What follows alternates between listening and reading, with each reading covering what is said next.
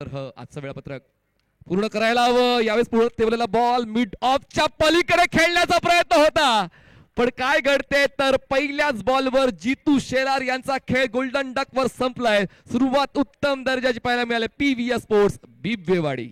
आपण पाहिली होती त्यामध्ये तब्बल नेव्हीटेक रायडर संघ बॅटिंग करत असताना 130 धावा बनवल्या होत्या. त्यामध्ये जवळपास 70-75 धावांची खेळी ही एकट्या जितू शेलारची होती, जो खंबाळ पाड्याचा खेळाडू आहे.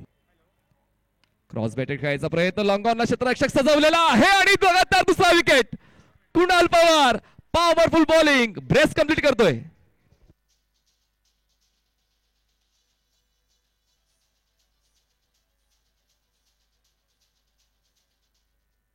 प्रेक्षकांना आनंद देण्याचं काम आमचे डिस्क जॉकी करतायत.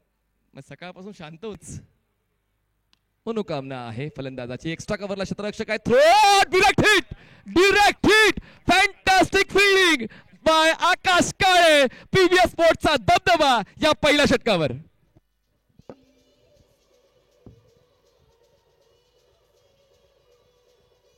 या ठिकाणी पण पाहतोय नेव्हीटेक रायडर्स कल्याण डोंबिवलीची जागा बनवून खेळण्याचा प्रयत्न. एक्स्ट्रा कव्हरला क्षेत्ररक्षक एकाच ऍक्शन मध्ये पुढे आले, त्यांनी थोडासा वेळ घेतला आणि त्यानंतर बघा डायरेक्ट हिट, खूप चांगलं कॅमेरा वर्क tenniscricket.in आणि आता धक्क्यांवर धक्के बसतायत नेव्हीटेक रायडर्सला.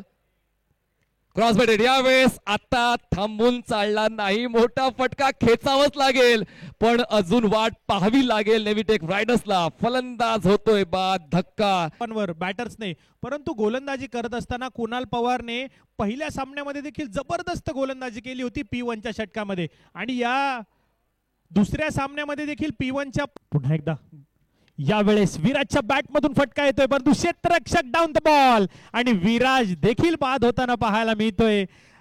आणि आता मात्र संघाला बसलेला 7.